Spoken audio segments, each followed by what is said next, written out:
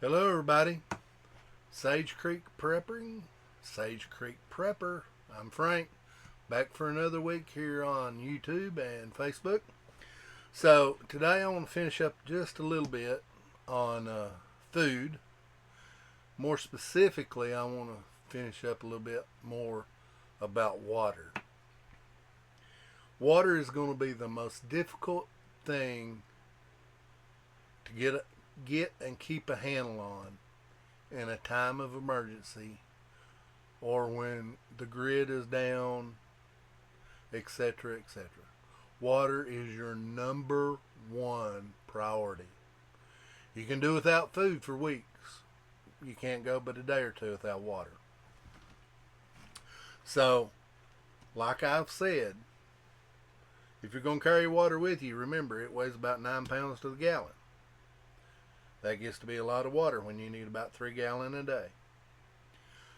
And the foodstuffs that I had showed you last week require water to cook for the most part, except the MRE. And although that water is kind of figured into my 3 gallon, you see where this goes. It's a lot of weight. And that's the reason for your go bags being as small as they are. Now remember, we're only talking about 24, 36, 48, at the absolute outside, 72 hours.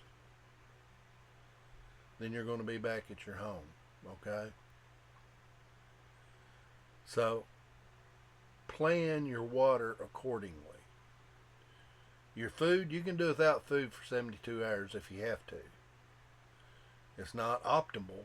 It's not the best thing. But you could if you had to. And I know these things are expensive. Believe you me, I know. Me and my wife have scraped around to get what we've got. And we've canned a lot. So if we can stay here at the house, we're in good shape. But if we have to leave, it ain't so pretty. But it is what it is. Now then, moving on from the food, and I said the last I want to say for a while about water, I want to get into the next big thing is going to be medical, and I'll be getting into that next week. But I did bring a go bag out for you can get so you can get some idea of the size that I'm talking about for a go bag. This has 3 days worth of food. This has a bunch of emergency equipment in it. It's got knives and just multi-tools, just many things anything I think I would need when I'm gone is in here. Okay?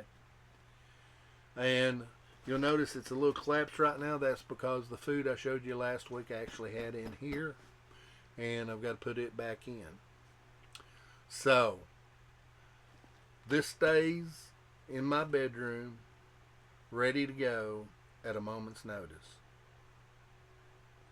My wife's also.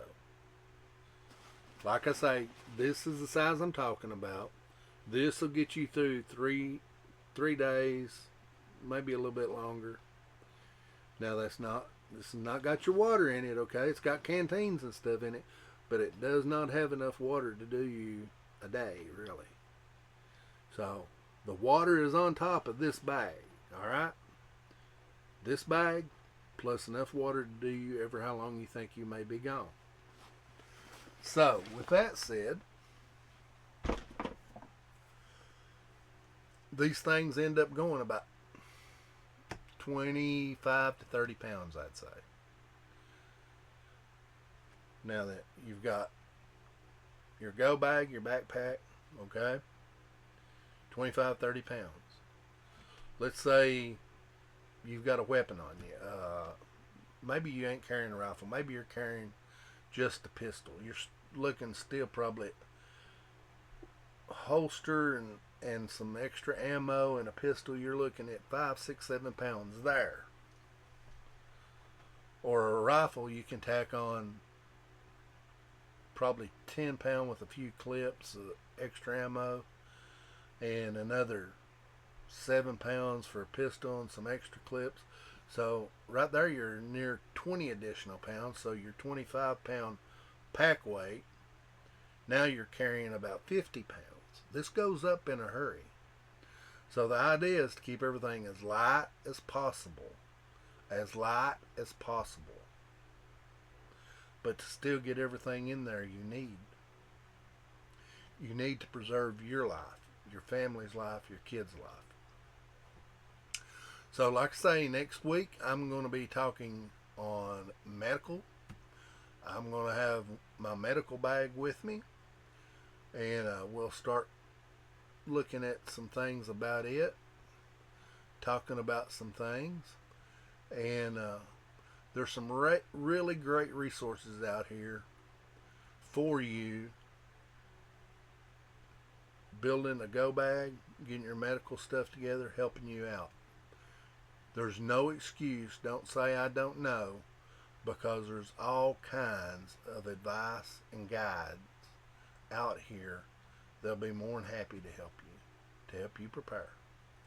So until next week, this is Prepper Frank, Sage Creek, saying I'll see you next week. God bless.